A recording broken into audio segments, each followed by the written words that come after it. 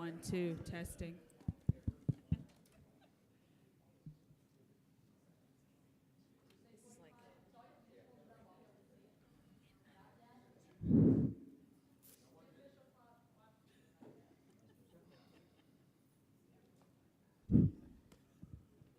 So my watch is just for show because I can no longer read the numbers on it. I need a watch like yours. Those are some big numbers.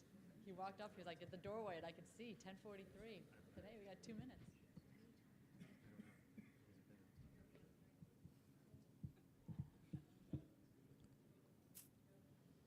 I'm just gonna wait till his watch says 10:45. Wow, that's a big watch too, but you got like 3 different dials on your watch. Oh, all set to different times? That's nice. It's got a big face. You just can't. I can't read the numbers. Does it say 10:45? Then we're gonna go ahead and start. Are we ready? Okay. So we have some watches that say 10:45. We're gonna start because we try and start right on time. We appreciate you all being on time. My name is Tina Jordan. I'm the Vice President of Membership at FCA International. And I just want to thank you all for being here. As you know, we're starting right on time because we want to make the best use of every minute that you're giving us. We understand as small business owners, you're not only the president, the CEO, the head of BD sometimes, head proposal writer. You guys wear a lot of hats. So we certainly do not take it lightly that you've given up your time to spend with us today. And we want to just make it the most valuable we can for you. I want to thank the Augusta chapter for putting together this panel. And someone else is going to actually introduce the panel, but I do want to thank the Augusta chapter. Can we have some of the Augusta chapter members, if you're here, stand up, please? Okay, Amy, yes, thank you. To the Augusta chapter, thank you.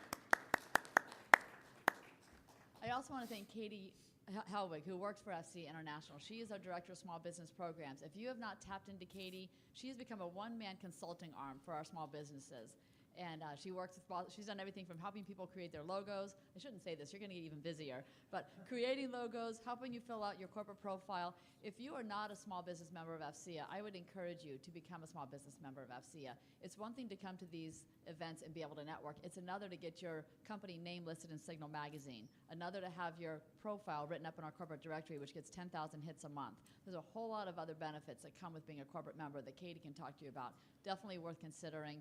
And you'll find that the investment alone as a small business to pay for the corporate membership, having your name in Signal Magazine pays for the membership itself. So just putting a little plug in there. And with that, I'm going to turn it over to Katie so we can get on with the panel. Thanks, Katie. I don't have too much to add, but thank you, Tina. I am Katie Helwig, Director of Small Business Programs, and I will be at the booth the next couple of days. Please come by the FCA booth to see us. Can go over the online directory if you're not in there, but as a public resource, how you can use it to find business partners. So it's really great. I do want to thank our sponsor for the workshop today, Vision IT. Do we have a representative from Vision IT here today? Well, great. Well, they sponsored to get their name out there, and they're probably writing proposals as we speak. So thank you for them. So without further ado, I'd like to introduce our moderator today. He is Daniel Minahan. He's with Zapata Technology and part of the robust Augusta Fort Gordon chapter. And he's going to lead the discussion. And at the end, we're going to have questions, and we're going to leave time for networking as well. So Dan? Thanks, Katie. Can you guys hear me? Good. Good morning, everybody. So from Fort Gordon's cyber growth, we have Cyber Center of Excellence, we have Army Cyber Command coming down, we have the National Security Agency getting into cyber, well, it has been in cyber. To Augusta University, they have the Cyber Institute growing. The Augusta Tech has their cyber programs. Sorry, can you hear me? It's a little louder. And then down over to downtown Augusta, we have the Clubhouse, where they're helping to grow innovative companies and teams, to the Innovation Zone that's coming soon. And then soon we have the $60 million Georgia Cyber Innovation and Training Center being built currently, all the way over to the old Sibley Mill that's growing the data center. We have all of this cyber growth in Augusta, and what does cyber growth mean for Augusta? And Fortune magazine dubbed us one of the 7 cities that's going to be, could be the cyber hub of the world. So with all of that, we have companies that are starting in Augusta, and we want to grow those companies. So FCA's mission, obviously, and my role as the small business chair, is to help small companies in Augusta or coming down to Augusta grow in not only the cyber market, but every market down here. Real quick, before we go any further, obviously Vision IT, I'd like to thank them. I'm sure they're downstairs. A couple companies that have actually grown out of Augusta that are very successful right now. I'm going to plug Zapata Technology right now, so I'm not going to. Randall's right here up in front. So he's a local Augusta company. We have about 80 employees. And then also EDTS has been in Augusta since 1999. Craig Tarkenton, the chief technology officer, is over there. So these are successful businesses that have grown out of Augusta. And we're hoping over the next 5-10 years that we get a lot more, and that's kind of our mission. So what does all that mean? So cyber is in many facets in the DoD and the NSA market and training. And today we have 3 professionals, senior leaders in their companies that are going to kind of talk about the cyber growth and how do you win in cyber as a small business. So without further ado, I'm going to go right down the line. We'll start with Steve. Go ahead and give your 2-minute spiel. Well, good morning, everyone. I'm Steve L. I'm the Director of Enterprise IT for a small company out of San Antonio called Silotech Group. I recently retired from the Army last year and spent 32 years enlisted as an officer. And my last position here at Fort Gordon, after I commanded the training brigade that trained all the signal soldiers, was the Director of Training for the Cyber Center of Excellence. In that capacity, I was able to help General Fogarty and the team transition the old Signal Center of Excellence to the Cyber Center of Excellence, stand up the cyber school, and really kind of stand up the signal school, because it used to be the Center of Excellence was the school. So I've seen a lot of changes here at Fort Gordon over the last 5 years since I've been here, certainly, and was very fortunate last year to be approached by Silotech Group. Our president and CEO, Tiffany Tremont, is here this morning with us to help establish a presence here in Augusta. I think our company was very forward-thinking in what's going on here, and we were very fortunate to come in at the foundation of the cyber school to help them with some contracts I'll talk about. But Silotech Group was founded in 2006 by Tiffany and Kelly Tremont down in San Antonio.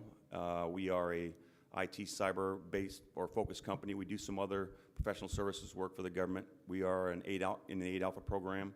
We also are HubZone, woman-owned, minority-owned, service-connected, disabled, veteran-owned. So we're kind of the unicorn of small business, which really postures us well in some cases to be a great teammate for others. Last year, our annual revenue was right at almost $11 million. We have 110 employees all around the country.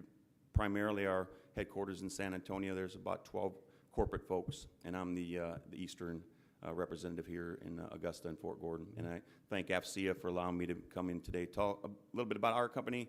Obviously, I've got some recent scar tissue from being just into the small business world, and I can share some stories and observations, and thank you. Go ahead, Angie. Hi, I'm Angie Leinert. I'm President and CEO of Intelligenesis. We are a small woman-owned, veteran-owned business. We are headquartered out of Columbia, Maryland. We also have a satellite office here in Augusta, Georgia. And we are just starting to place personnel in San Antonio as well. Our primary customer at this time is a national security agency, so I can speak more to that side of the house. We are looking to diversify into some other intelligence community agencies right now, as well as the services. And the primary services that we provide as a company are intelligence analysis, which is going to hit on the cyber network operations, the type of people that we're looking for, the type of training that we need, and what we've done to prepare as a company. I can give kind of that perspective. We also do big data analytics, so the machine learning, artificial intelligence, natural language processing side of the house is one of our other areas of expertise. And in addition to the services we provide, we also are starting to develop products, and we are going to have a couple demos while I'm here in town at the clubhouse. We have a lot of great local partnerships with Augusta University and with the clubhouse. So if you are interested in seeing some of those demos, then please get with me afterwards, and we can tell you more about that as well. Thank you. Thanks, Angie. Go ahead, Dave. All right. I'm Dave Basil. Been here since 2008. Got down here as part of my tours with the Navy as a cyber warrant officer. Actually, I was the Navy's first cyber warrant selected for that position out of Georgia, and went on to do great, wonderful things here at the local NSA shop. Actually, one of the 2 cyber or master operators that were selected over the last few decades or a couple decades that we've been doing this. So that's where I come from. I had the great opportunity to come back in and be a technical director inside the DoD, one of my dream jobs. And so not everybody gets that opportunity to do a full, service with the military and then fall right into their dream job of actually working in that same, environment, especially with cyber and all the things we're doing here. Not everybody knows all the cool stuff and great people that work inside that building, and I can tell you it was an amazing tour. Then this company, Chiron, I knew of because I was sending a lot of my officers to their training to get them some very quick 5-week trainer to get them up to speed to run my watch floor. So that's where I heard about them, and they called and said, I really need somebody to run this business down here in Augusta. So Chiron's been in business since 2004 as a DoD contractor. Mostly, pretty much similar to what you just heard, provides the expertise in the building, mostly to do different software engineer tasks, incident response types of work roles as well. But around 2008, they hired on some individuals who had very specific expertise that saw some gaps in the training arena. And the company took a chance on that and actually moved heavily in to the point where training becomes, overwhelmingly the major revenue winner for that company. And so that's where we're in place here. Ever since then, we've been teaching down here in Augusta, Georgia, and got to a point where you had so much business we had to open up our own facility. And so we've been down here since 2015 with our own facility. That's when I moved in to help run that. So a little bit of insights from that perspective. Thanks, Dave. Sure. So the panel's we're gonna ask questions. We're gonna go right down the line, and we'll just keep the questions going. And if you guys have any questions at the end, we have a mic in the back. We'll leave about 15 minutes, and you guys can head up to the mic and line up, and if you're loud enough, you can stand up and ask. I don't care about that. So without further ado, I'm just gonna keep going down the line. You don't need to applause or anything. I prefer applause. That's why I said it. All right, so our first question, I know Dave kind of went a little far in there. He told me earlier he was kind of a talker, so I anticipated that. So our first question is going to be, how does your company operate in the cyber domain? Since the FC is focusing on the cyber domain this year, so that our first question is going to kind of broadly look at the cyber domain. Go ahead, Dave. Go ahead, Steve. So I think Silotech Group has quickly adapted itself from being kind of a company focused on Oracle, training, and those kind of things, and really has taken advantage of some unique opportunities, I think, to position itself as a member of the cyber workforce here at Fort Gordon and down in San Antonio with the Air Force. As you know, the services were given their requirements for their cyber mission forces, which included a man, train, equip, and all those things that the services are responsible for. The benefit for Silotech Group was we were able to come in on the ground floor of that build, and through a demonstration of our capabilities to the cyber school, and then execution of some critical roles for them in building their training and delivering that training to their new cyber workforce, we've been able to establish a presence here at Fort Gordon, establish a great reputation with the customer, with the contracting office, and do the same thing down in San Antonio with the 24th Air Force. Everybody understands, I think, the kind of the environment here at Fort Gordon. I think Dan really hit on it up front. There's only going to be more and more opportunities here for small businesses as our cyber starts moving in. I know they already have a forward presence here starting to do the IT work in their new facility. To all the things that the cyber COE is going to be continuing to do, and that'll grow, I think, over time. We're seeing that with the cyber school. What they originally thought was their requirement for training a workforce has increased quite comprehensively. The great thing is, from my perspective, the services have been very transparent in what they're trying to do and kind of what they want to do, and really are laying it out there for us, the business community, to come in and support them. Because as you know, as you start new things, you don't have the government resources to do all the things you got to get done, so they rely on the contracted workforce to augment until they get their capabilities up where they need to be. And certainly the cyber school is going to be a great example of that. Over the next 3 to 4 years, you'll see the contracting workforce diminish, the military workforce increase with government civilians and military. Their vision is that ultimately they'll have operators in teaching and training their soldiers and their leaders. But in the interim, they need to have that expertise, and that's what I think industry brings, and that's where we as a company have been able to capitalize. And a big part of that also was the work that we did down in San Antonio as a company. We actually run a Texas certified school down there teaching a wide variety of different topics, and it's through that reputation that the company had and through our participation in the 8A program that we were able to leverage ourselves not only down there but here to gain that past performance that we all need to be able to continue to do the things we want to do. I hope that answered your question. That surely did. Thanks, Steve. Go ahead, Angie. All right, so I'm going to be brief as far as the services because we already talked about that a little bit. As far as IntelliGenesis goes, we are going to be the ones who enable, improve, and perform mission activities, so whatever that means. So if it's actually operators, if it's mentors, if it's developing software to catch the bad guys, that's the type of work that we're doing. So some of the different needs that I'm seeing out there, especially in my world, is I'm happy to see that the training is finally starting to catch up to where we need it to be with the certifications and the experience, but I'm not seeing it on the data side and more on the problem-solving skills. So what I'm seeing is a lot of people coming in that, okay, I have this cert or I have that cert, I'm ready to be a cyber op. In my world, it takes a lot more than that. So what I'm seeing more of and what I'm trying to work with for my business and in our area is to take the veterans who have actually worked the mission in all different capacities and take that skill set that they have the other types of skills that we're looking for and be able to bring that in to our world, whether they have the cyber training or not, just to get them built up in those areas. So keep that brief. Let him keep going. Great. Appreciate it. Go ahead, Dave. Yep. Okay, so also learning like everybody else is, a lot of the similarities between these three companies. I can tell you as far as most of what we have done up to this point, similar, very similar in that respect for DoD support, contract support, to send folks in with those expertise, right? We pull these guys who are ready to transition out of the military and look for something else. We put them right back in the same building sometimes to work at a different level, a different respect for the cyber mission. So how we actually operate in the cyber mission, we have a number of experts who want to go back in and do something a little bit more, all right?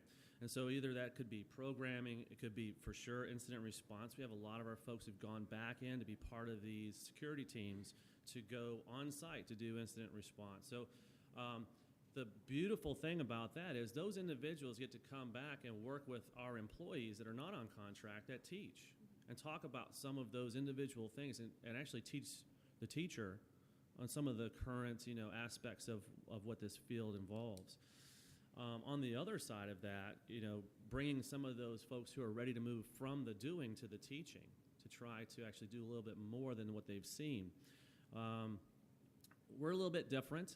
We don't do the certification, courses. So we don't do the 8570 type courses. There's plenty of folks that do that, and I'll tell you, there's plenty of room for more as these individual requirements continue to come out. But our focus is more on the hands-on. It is one of the things that we tell our folks. You're going to be more than just an instructor. You're going to be the course developer. You're going to be the course designer. You're going to be the instructor. And, yeah, you're going to be the analyst who looks at what needs to be the requirements for our training in the future.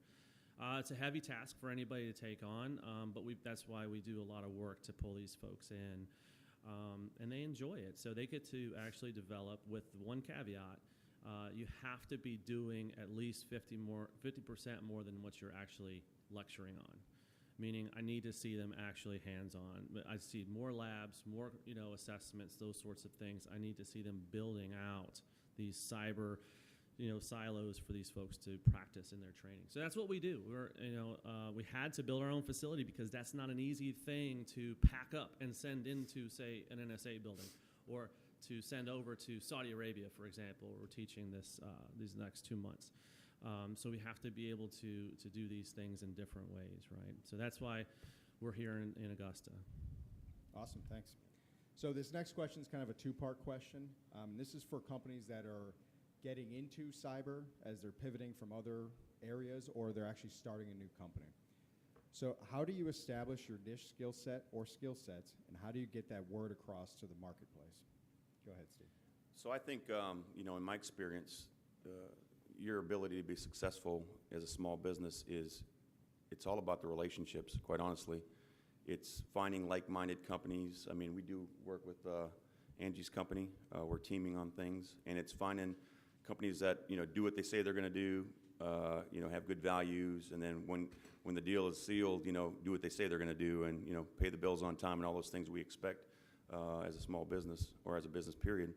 The finite resource in this business I'm finding is people. There's a lot of work out here, but it's, the requirements are very stringent when it comes to the kind of people that we're looking for, and it's, all starts with the TS clearance, and it starts with the skill set, and it starts with operational background. And where do you find those folks? Well, you find them in the military. I mean, if you look at the folks we're hiring, and pretty much everybody's hiring around here right now, it's former folks from the military. But to establish your place in the marketplace, you have to have that past performance, and it's having a great reputation. It's taking advantage of whatever small business opportunity you find yourself in, and it's having good teammates that you can build past performance with, and ultimately it's performing. If you're on contract and you're not able, and you, unfortunately in this environment, everything's LPTA, as a lot of you know.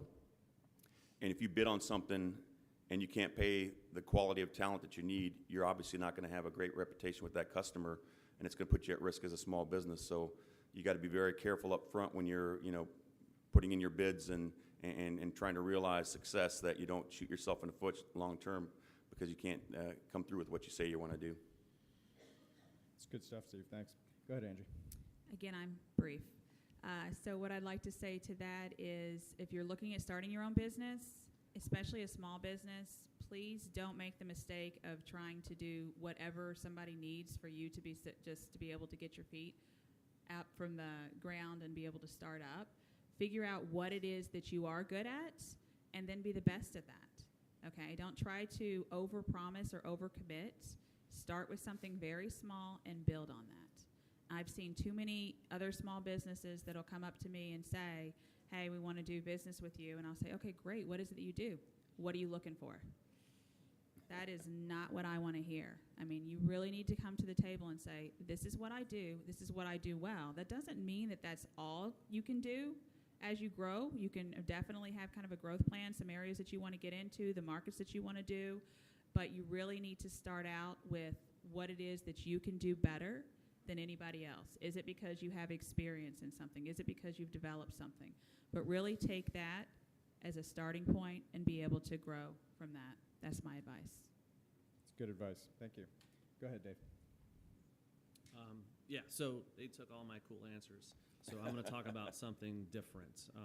I completely agree, and I think there's a question later that I can talk to another point on. Here's another aspect of things, and we've already talked about as we grow the cyber district here in Augusta, how does that actually happen? As you just heard, most of us are hiring directly from folks who've been doing for up to 10 years or more. Some of these experts are ready to move on to something different, and so we bring them in happily and show them how to do it, how to up their game, honestly. And they do a wonderful job. They love it. But how do we get the folks from Augusta to actually start to work in cyber? How do we get the locals to be interested in those sorts of things? So, as I've been doing this on the other side of the fence for the last 3 years, it's really bugged me a lot because, as I look at our landscape, I see that we're in Augusta. I love it. This is the best place that I found in my tour of the military to land. But I'm also very aware that I have Atlanta and I have Charleston, right, and Charlotte right around the corner. Very large cities who have a lot of capability as well. So why Augusta, and how do we make Augusta a big thing? So small little pitch, Cyber Patriot. I've heard people talk about it. Love it. It's a great opportunity. The Air Force Association has really done a great job of making this a thing, all right? The problem that I saw over the last 3 years is we talk about and understand the need to get middle schoolers engaged, interested, taught. That's all great stuff. Get them into high school. Then they'll want to go to the college here. that's doing a cyber program, and then we can bring them into industry and do wonderful things, be it coding, incident response, or even to work on OCO, DCO type things. The problem is not look at how many teams are here. Okay, there's no competition. There's one high school that's been pulling the Georgia State, top, Greenbrier, and we actually have Greenbrier. We host their competitions at my facility, and that's where I got a little bit of an insight. There's very few teams in Georgia for this. And what I'd like to see, this is my future vision for something like this, is to turn Cyber Patriot type competitions into almost like a sport. So if you look at football, and kids want to join that football team, they want to get to their local district championships, the state championships, these sorts of things. If we can induce a little bit of that competition for this cyber side of the house, we'll see a lot of folks who want to join in. I can tell you, I started my first team this last year. Middle school team. I had 3 teams. 2 of my teams made first and second in the state the very first year. These kids can barely type.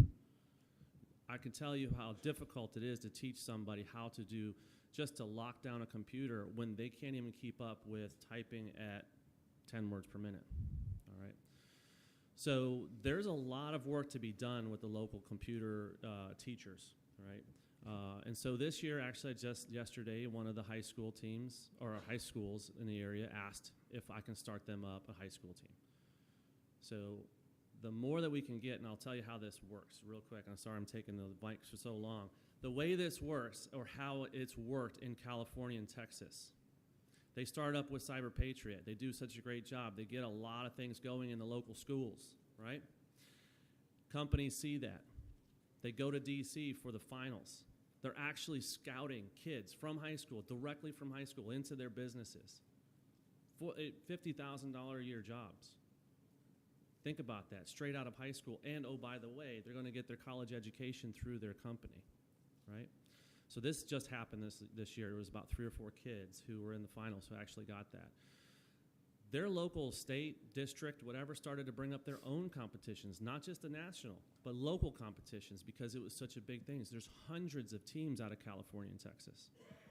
If we want to do this, we have to do something like that here in Georgia. That's all I'm saying is once we get that, a lot of our individual small businesses will want to go to these competitions that we start to host locally and actually recruit some of these kids onto their teams. There's a lot of awesome talent when you see these kids in these schools. Just look at what Greenbrier's doing and what kind of kids they have over there. It's awesome. So you're kind of looking at it more from a grow them locally, establish their skills early and often before they even come into the industry, and then from there. Exactly. Snap And them up. as a business, as a small business, I'm excited about the potential of bringing somebody who started from middle school through high school, and I can bring them on immediately. That's what I'm looking forward to. That's awesome. And it's good marketing, too. It shows that you're in the community helping out, too. That's good. All right, our next question. What would you recommend to other small businesses? Is my mic having issues? Yeah. All right, then I'll screw it. So what would you recommend to other small businesses looking to enter the Augusta cyber market? Go ahead, Steve. I think I'll be very brief here. First of all, Randall, those socks are awesome, by the way. Everybody can't see Randall's socks, but they're pretty sweet. It's a part of technology. I think for a small business and I see a lot of small businesses rolling into Augusta as I'm out at the MIC or I'm out at Fort Gordon, and it's usually a pop in, pop out. Let me introduce myself to the folks in the MIC, and they're gone. You got kind of 2 options. One is to establish a presence here, which shows commitment and familiarity with your company, or 2, align yourself with other companies that are getting into this market, come in as a teammate, and then grow from there. And you got great posture, by the way. Thank you. So excellent points. I agree with that, and I'll kind of piggyback on what Dave was saying. It's also the way that I look at it and the way that we've been growing our company here is having that commitment and local partnership with the community here and making sure that we understand what the needs are, they understand what our needs are, so we can work closely with them for that curriculum development, to see what those programs are, educating our youth, as well as looking at the workforce that we have and how we're going to bring them into the opportunities that we have as well.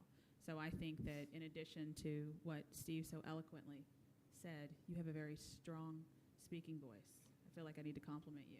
Thank you. I would also add that to it as well.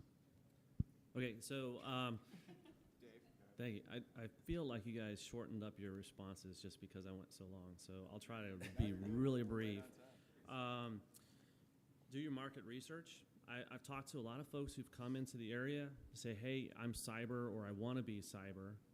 And I asked them, well, what exactly in cyber are you interested in doing, or do you have a product? Do you have a service? What is it that you have? And again, Angie made a really good point.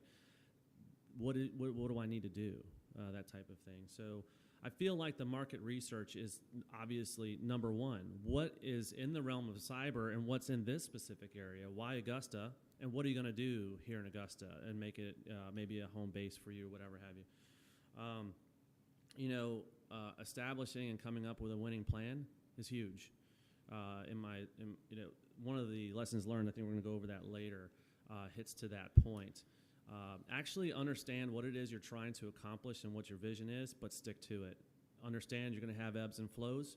You're going to have some major competitors come into your space, but at least get a good solid of what your space is and establish that. Then we can start working on, what Steve was talking about is building your reputation and working off of that reputation. The last point I'll make, and one of my points that I try to actually establish constantly in my business here, outside of, the reputation part, I can't achieve a reputation if I don't work on my customer service and customer engagement at all aspects. I have folks that work for me doing a wonderful job as instructors, but there's a lot of landmines in what you do. Obviously you have to have insurance in case the building falls in on your classroom. But I'm the insurance policy for when somebody says something in my classroom that just doesn't fly.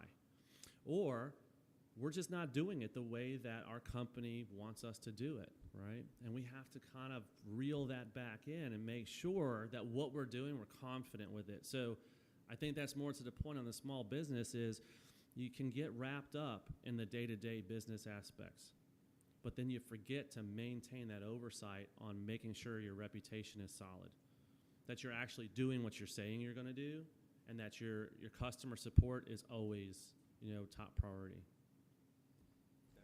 At Intelligenesis, we never lose sight of that. And that's Silotech too. Yeah. No, that's good. And I think what I think you guys are trying to say is getting out into the community, partnering with Augusta University. They have this huge cyber institute that they're growing, and Augusta Tech has their own cyber program. And getting out there with AFCEA, your local AFCEA chapter, we're helping companies meet people every day. So I think that's kind of big in that. Oh, okay. Can you hear me now? Is that better? So I think helping companies actually meet people in the actual community is one of the big things that a lot of these small companies that are local, like Zapata or EDTS, we have a lot of the insight because we're local, we're here, our headquarters is here. So helping other companies that are starting to come down that want to get into cyber, we can introduce people. The FCA chapter can introduce people. Going to Augusta University and meeting all the people that are getting involved. I think Intelligenesis, you guys are getting involved with Augusta University too as well, right? We've been involved with them for several years. Yeah, perfect. Thank you. It's getting in the community, I think, is a key. You land in here and then you.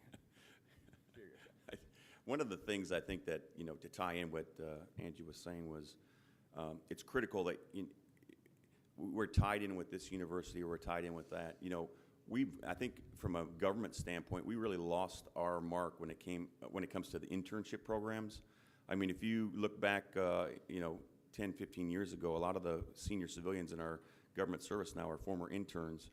We've got to do a great job of leveraging those great programs that Augusta University and Augusta Tech and all these other educational universities are putting together here to have an internship program that will, lead to future employment and figure out how to get these young kids the clearances that are required if they meet the requirements. So I'm going to just piggyback on that a little bit. It's more than just working with them to bring in internships. It's more with working with them on curriculum development. Yeah. Because if they don't understand what our needs are, then they could, have all kinds of great programs. But if it doesn't address our needs, we're not going to be able to hire the people, and it's not going to be fruitful for them either. So it's really working with them so they understand what it is that we're looking for, and we can, have that partnership together.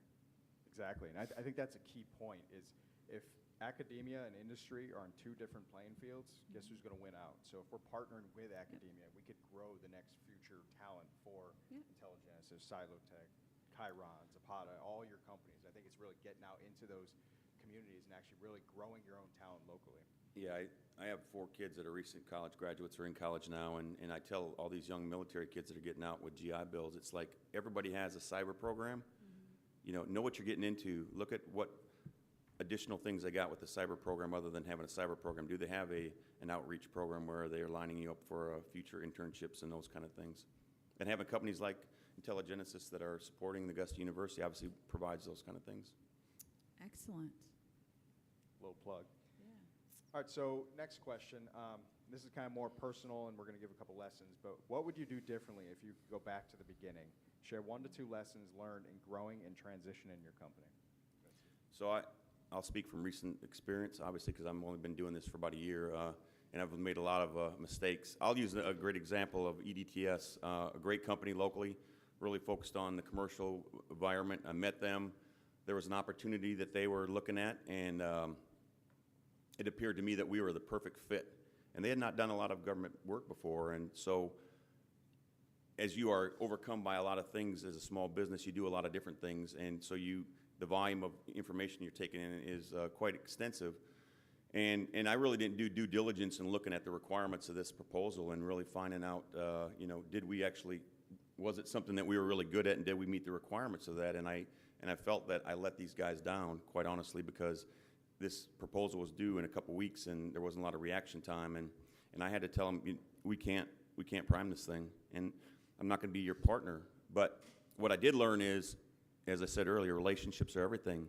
And I reached out and I found the incumbent, and I just happened to know somebody that worked for that company, and I was able to partner them up.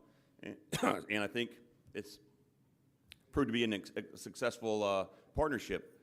That's how you maintain your reputation. That's how you maintain your loyalty from others.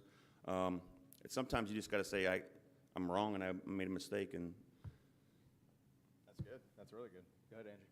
I think I've learned so many lessons. I mean, I'm going to be writing books here at some point in time for all the things that I did wrong, what I do differently. And I'm going to buy that book. But I really think that one of the things that I've realized that I didn't do as well as I could have, and I've tried to make up for that, is some of the people that I put out in those business development roles to represent my company. That maybe I didn't do my due diligence or didn't set in enough meetings or really ensure that I put the right people out there to represent my business and our interests as well as they could be. Because, okay, I may be the face of Intelligenesis, but anybody that wears my shirt, anybody that hands out a card, anybody that says that they're with Intelligenesis is a direct reflection of me and our services and what we're going to provide. So really just taking the time to make sure that I'm following up with the people that I'm putting out there and making sure that that customer service, that they are delivering what we say that we're going to deliver, has probably been one of the hardest and lessons to learn. Even if I knew somebody from a previous life or a previous capacity and thought they were the greatest ever, it has been difficult and challenging, and it's cost me contracts and relationships and all kinds of things through the years. So that's probably the biggest one that I can give you guys today. Thank you. Go ahead, Dave. Okay, so again, we're a split company as far as we have Maryland, we have Georgia. So coming from this particular perspective of opening up shop down here in Augusta, I can definitely say brand new to me completely. I was a technical director. I was more focused on the technical health of my organization and of my employees. In this role, I'm more interested in how I get out there. So it was new to me. Business development was not something I've ever been trained in the government. The business is there, so much so I'm trying to stave it off, right? In this environment, I think one of the biggest things that I recognize, and I have notes from what everybody in Maryland was telling me, I'm going to kind of go off the rails, marketing. Marketing is a beast. I didn't realize how complicated people make it inside of business. So, just to give an example, I want to go join this organization because I understand the worth of that networking for our business in the area as we want to move to a commercial customer. I have to immediately come up with a plan and very detailed explanation of ROI, right? Now, I'm familiar with the whole concept of ROI from a military perspective of what we're trying to do, what we're trying to accomplish, and what I anticipate until my CFO gets involved in this company and wants a very specific monetary number so that they can make some sort of an association with what they're willing to spend, not only on actual fees, but on our individual salaries and those sorts of things. So he incorporates all of that into the mix. So when it comes to marketing, they tend to outsource in this one environment, right? So we outsourced a couple times to different companies, and we have a lot of expectations. You would not believe how costly that can be. And then you got somebody like me who's new to this going, well, can we spam everybody and tell them that we're doing this? Does our marketing company have this concept? This is not a new thing. This is, conceptually should be within the realm of possible with the amount of money we're spending. And it was a foreign concept. Well, how do you get the word out? And I think that was one of the questions. Getting the word out to folks, obviously is going to require you to hit the ground, pound the pavement, both in, social media and local, especially if you want to hit commercial. I think one of the biggest lessons learned for me was that we were relying totally on our reputation to move into commercial. We've done a number of courses and pipelines for banking industry and the healthcare industry because they've been hit so hard. They need somebody to train them on how to actually do a red team, blue team, hunt team. That we just assumed that they would continue to give us business and that that's going to launch us into the commercial market. It's not the case. It's a completely different beast in the commercial market. And I think Intelligenesis is a great example of how you do it. Watching them over the last year or so on how they're getting engaged in the local area, it's wonderful to watch and see as a great example for somebody like me who's new to that side of it. That's good. And I actually read an article the other day about that. Say you're coming from the government to commercial, you're hoping your company brand and your reputation as a hunting license to go out into another sector. And it doesn't always work out, and that's a great example. You really got to hit the ground running. You got to assume that you're not the best. Your company is well known in your niche area, but are they well known outside of that? That's good. And so I got a couple more questions here, and then we'll kick it off to questions for the group. The biggest one here, and I think let me take a quick poll. Who here is in a small business right now? Raise your hand. Who here is in a medium to large size company? So who here on the small business side, how many hats do you guys wear every day? Does anybody just do one job? Raise your hand if you just do one job. All right, perfect. So, but we all know being in a small business is very rewarding. Even though you're working well past the 9 to 5, maybe even to the midnight time frame, there's a lot of reward in doing that. You see the growth. You see everything else that's involved with that. So my next question is, what is the biggest reward to you in growing your business? Go ahead, Steve. I think for me, it's just has been learning. For me, if you've never been in a small business before, you obviously haven't picked up those skills from what you've done in the past. And I've been very fortunate that within our company, one of my coworkers is very much a mentor to me and brought me along and helped me. And I've got local mentors here in Augusta that have taken the time to kind of give me the left and right limits and things to worry about and watch for. And so just the development has been very rewarding to me, and then the relationships piece. Awesome. Go ahead, Angie. Making a difference. So from my employees' lives, watching them buy their first house, get their degree, have a family, on the mission side, catching the bad guys, protecting national security, defending our nation, helping transition vets. It's very powerful to be able to make a difference even in the community, getting involved with some of the high school programs, especially up in Maryland, as well as some of the technical programs, really being able to make a difference on so many different levels. Awesome, thanks. Go ahead, Dave. Okay, so besides still having a job every day, as far as my that's reward. Definitely a plus. Yeah, so way different scenario from 3 years ago when I was wearing a suit every day going into NSA to work. where I did that my first day showing up and scared the living crap out of all my instructors. What's going on? Why is there a businessman here? But on that line is watching how these individual, employees take ownership of the business from their perspective. When you give them that opportunity to say, hey, man, this is on us as a team to build and maintain our reputation. And I see that they're starting to do things that I would normally do and jump in there and take some of those. And they're also, reaping the rewards for those sorts of things. So it's huge. It means that, as a team, we're doing the right things, and just to know that we have a line that we're going to stick to, moral-wise, and as far as, how we do business, as far as our practices go, why we're different, so. Awesome. I'd like to share what I've learned growing from. I went from a large company to a small company. One of the things I learned is you better figure it out quick because you're going to get thrown into it, and it's a good thing. You're given the opportunity. You find the right company where they're going to give you the opportunity to go out and do things you've never done before. I've done a little bit of recruiting in my time, like very small, where I'm now doing a ton of recruiting. Who here is now a recruiter for their company, and that's not even in their job title? Exactly. So it's not easy. I give recruiters all the respect they deserve. It's a hard job, but in a small company, you have to do things like that. Business development. I mean, I think everybody is a business development professional. So I think it's great when you can find a mentor and you can really grow from there, and they'll teach you everything. They'll tell you what you're doing right, what you're doing wrong, and it's to help you grow. I think that's one of the biggest benefits for me is I love doing just about everything I can. I just got to limit myself just like everybody else. So I think that's one of the things I've learned going to a small business. And our last question here, this is more for the AFCEA side of the house.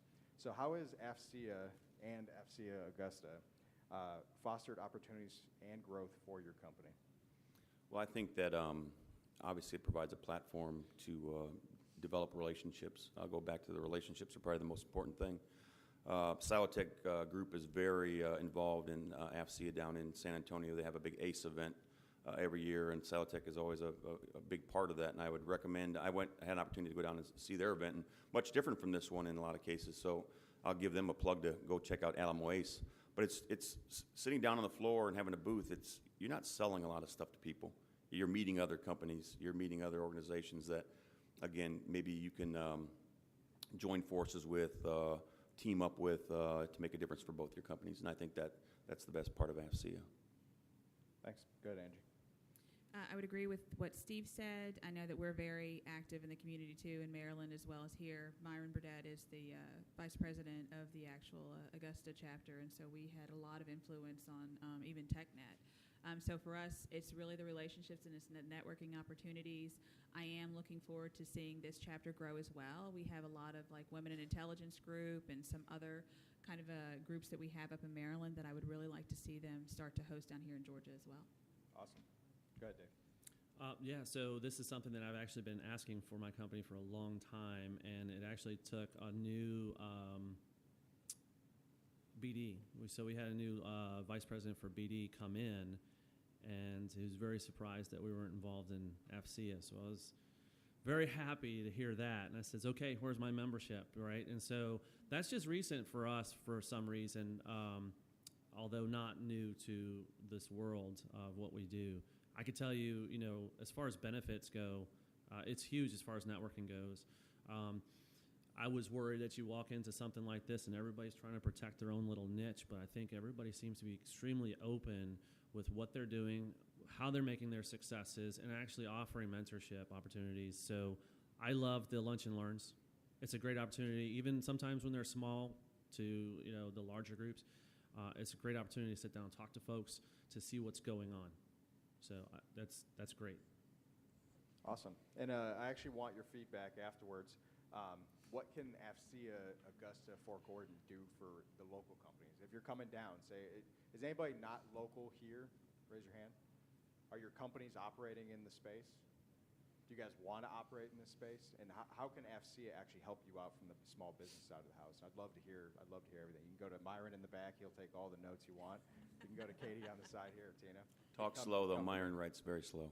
Very slow. It's the Navy side of the house. So. Army, go Army. So that's all the questions we have. We wanted to open the floor to you guys and see if you guys have any questions for our panelists, if you guys have any general questions for FCA or the small business side of the house. So I actually have the mic here, so I'll talk loudly. Here you go.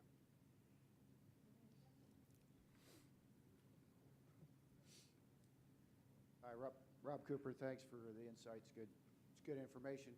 Outside of FBO and GovWin, if you can afford it, where else would you find opportunities down here for small business in cyber? Well, obviously, GovWin and FBO are critical to our success, but I mean, the NSA stuff comes out on their own little. I don't have even access to that. It's the ARC. The ARC, yeah, I've not been in the ARC yet. Resources I have enough trouble with GovWin and FBO, but it's critical to be able to find stuff, and you miss stuff, but GovWin and FBO are like my major tools. Well, and that goes back to the networking too and the relationships. So, I mean, you've got Fort Gordon. There's a lot of resources available to you. So it's really getting over there and seeing, meeting the people, getting involved in AFCEA, the local chapters here, the different chambers, to be able to match you up. Take advantage of those services that are available to you, especially the chambers. It's their responsibility to help develop this area. So if you have services that you're trying to get here, talk to them and have them set up some introductions for you. So just to clarify, was your question on what are the opportunities local to Augusta for cyber business? Right. So for 100%, we've heard a lot about Army Cyber coming down. We know NSA's been here for years. We know that Fort Gordon does IT for a living for not only the Army, but other services come in to get that expertise. And those are great opportunities. I think that's what you'll see a lot of down here.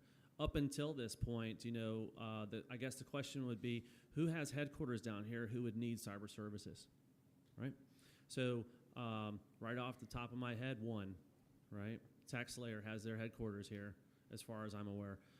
Beyond that, it's a little bit of a getting ready for what's coming, to be honest. Right now, there's not a whole lot of companies that are attracted to the Augusta area that have a lot of those needs. Those needs are serviced elsewhere in different locations. What's big for us, I think, for small business side is what does attract companies down here that we can provide services for. It's a lot cheaper to send your folks, wherever they may be, commercial or not, to Augusta, say, to train, okay, or to do their individual cyber business. Hotels are a lot cheaper here. Cost of living is a lot cheaper here, and it's not too cheap, or it's not too expensive to fly down here, right? So we're seeing a lot of that going on where folks want to come down here. That's why we're doing the Sibley Mill, that's why Augusta has these opportunities. Folks are building, they're refurbishing these very large spaces to be able to bring in industry because of that, because it's a lot cheaper down here to where I could tell you, if you want to talk on the side, how much I'm paying per square foot, okay, versus how much we're paying per square foot up in Maryland. So I'm going to just interrupt again, but I think he's looking for how he can bring his business down here, get his services out if he's not hearing information on FedBizOp or GovWins and some other things. So it may not be a prime opportunity or something that you're just going to walk into right away. So it's really going to be your first step maybe with partnerships, getting to know other companies down here, and that's going to be your foot in the door. Yeah, I think also, getting over to the MIC and listening to their small business forecast is a great way. I mean, there's a lot of bases around here, but those are opportunities you need to be taking advantage of as well. Great question, by the way. Thank you. I'm Kyle Gann with Ishby Information Technologies. I wanted to ask how you guys are overcoming the clearance issue. When you're what you guys are doing with homegrown talent is fantastic. We're actually doing something very similar in the software development community. Absolutely necessary, but small businesses, we need revenue to be able to pay those younger people. And if they can't get on site because they don't have the clearance, how does that work, and how are you overcoming that sort of challenge? Get them a clearance, or find someone that has one. Go ahead. We hire people that have a clearance. So that's incredibly difficult. I mean, that's a challenge that we all have. So that's, obviously not just specific to you. Some of the things that we're seeing is trying to be creative, and we're even pushing back on the government quite a bit too, because they're wanting us to have all of these cleared people, but they're not giving us the vehicles or the opportunities, or even now you really can't use the CPRL to clear people because they've gone to this electronic CPRL and they're like, watchdogs on that thing. So really trying to get them to identify other programs where we can, especially as small businesses, bring some people in, get them cleared. I was actually at a meeting down at CIA a few weeks ago, and they were talking about a pilot program that they have of bringing in unclassified people to then process up to 400 clearances.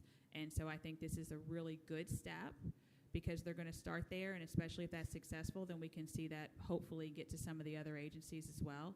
Otherwise, it's going to go into identifying some of those contracts, especially if you're doing software development work, that may have a little bit of uncleared, unclassified work. And then if you've got some all-stars, kind of work that into the subcontract agreement that you have, that you're going to provide some expertise on the unclassified side, but you'll want some slots to have them processed. So it's going to go back to some of those relationships too. That's what we've done. That's what's worked for us. So none of my classes are classified. So I can teach anything without being in the building. The problem that comes into play for us is our government contracts that require or potentially require our instructors to come and teach inside of a SCIF.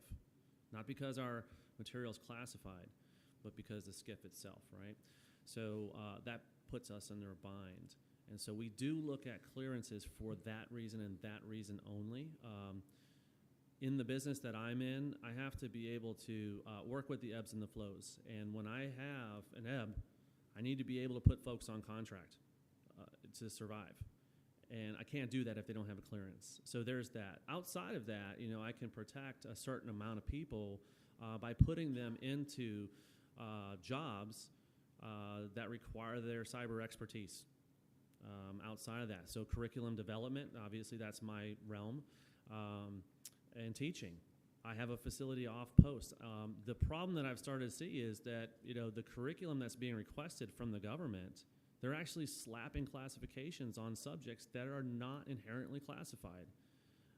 Blows me away. Maybe it's an easy thing to do. I've seen it for years in the government.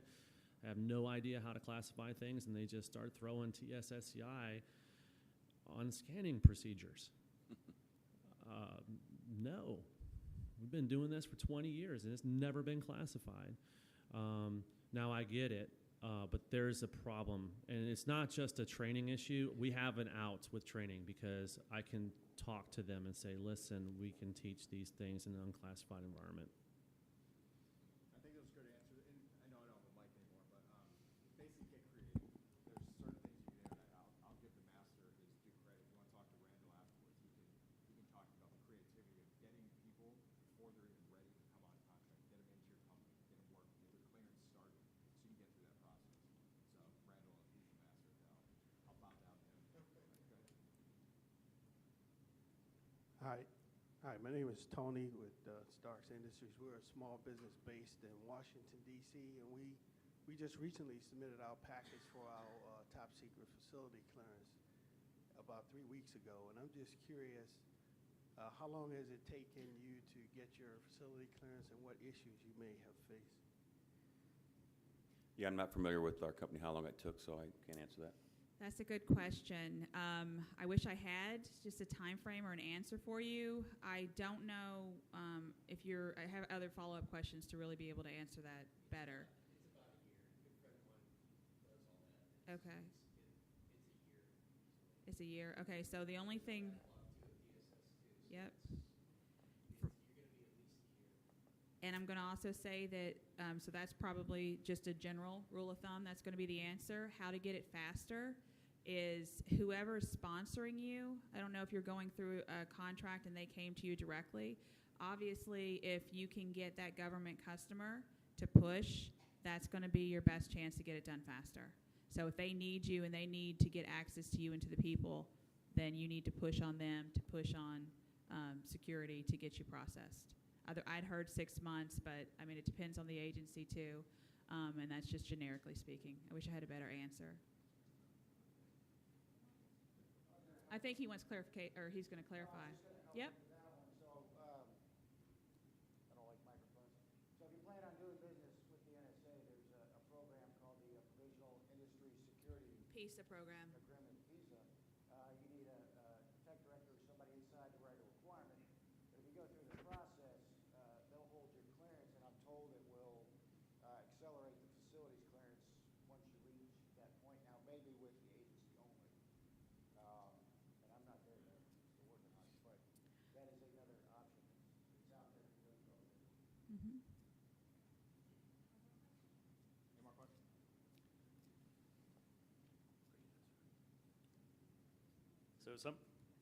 So some of you guys may recognize the logo. I am from Maryland. I'm actually Mike Bowen, president of the Aberdeen chapter, and I do appreciate. So we can't see it. Is that Praxis? It is Praxis Engineering. Okay. Proudly displayed there. Because I actually didn't come with enough business cards, so I figured I'd just wear it. So very good inside stuff I've heard before for small business and how to break out and how to get your facilities clearance and all these other things. The question I have is, for businesses that have a lot of cyber capability, what's your vision for where Gordon is going to be 2 years from now, 5 years from now? Do companies that provide capability development expertise, should they be positioning themselves down here? Or is it going to be more oriented for training, for providing operators, for testing, for head shed CETA folks? What does it look like? Thank you. So from an Army perspective, I think I could just tell you that obviously the Cyber Center of Excellence is responsible for the entirety of .mil PDF to include material development, personnel proponency, and all those things. So they'll certainly be doing that. That work is in a lot of cases done up in by CCOM and CERTIC and those folks to support what the TICMs do. Obviously, the operational command moving down here in 1920 timeframe is going to create a large requirement, a contractor requirement, I would think, because I don't see a large part of their civilian workforce initially moving down here. So I think both of those things are going to do nothing but increase.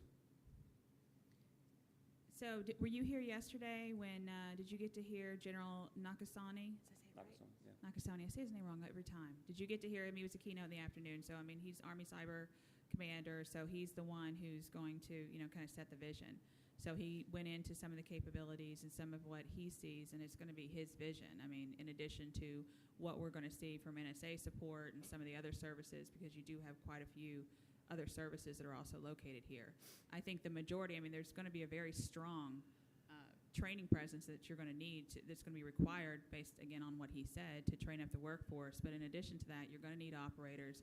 You're always going to need software. Look at what the mission is, to be able to do the offensive pieces as well as the defensive pieces.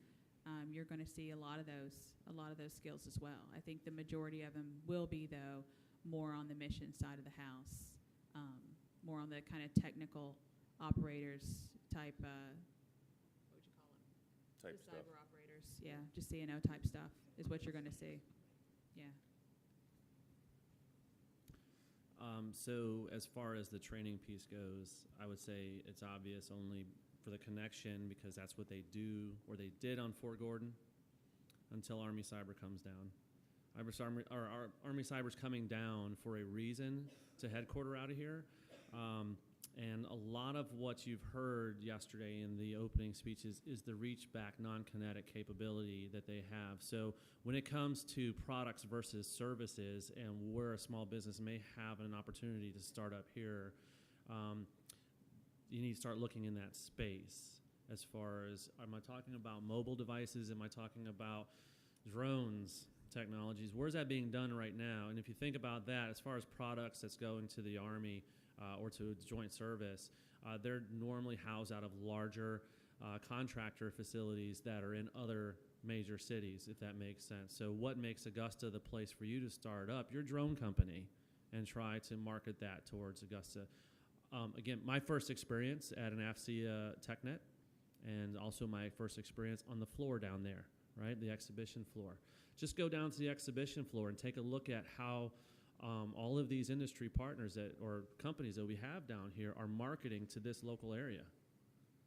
I've seen some cool stuff down there, right? A lot of equipment, a lot of hardware, a lot of software, a lot of visualization tools out there, and a lot of simulator type things. As far as training goes, key to get folks into these simulators to do their validation exercises and those sorts of things that are near to us here.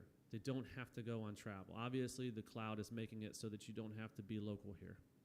But it would be great to have startups actually source that so they're coming to Augusta to find that expertise versus going out to California or San Francisco to get that same expertise. Does that make sense?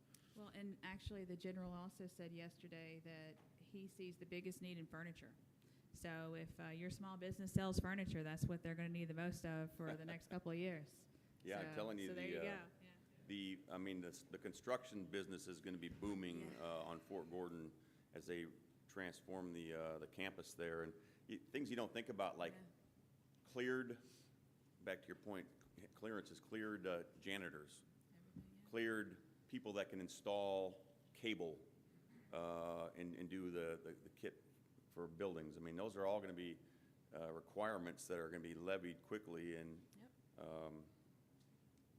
go get you a bunch of cleared cable dogs, you'll be in business. So I'd like to thank everybody. I'd like to thank the panelists, Steve, Angie, and Dave, for coming out. I'd like to thank you guys all for coming. I'd like to thank our sponsor, Vision IT. Thanks for coming out, and give a round of applause to our panelists here. And thanks Daniel for hosting. We're going to have a repeat of Daniel as moderator at 1 o'clock right here, same place, after lunch, so hope you're here. Now, this is part of the networking piece. We have a couple more minutes, and I'd like everyone to stand up for just a moment and have your business card ready, and I'd like you to turn around and talk to someone you haven't known and ask them and introduce yourself, your company, where you have your strong agency, where you have your strongest footprint, and what you think your niche is. So if you can stand up and do that, and then finish that.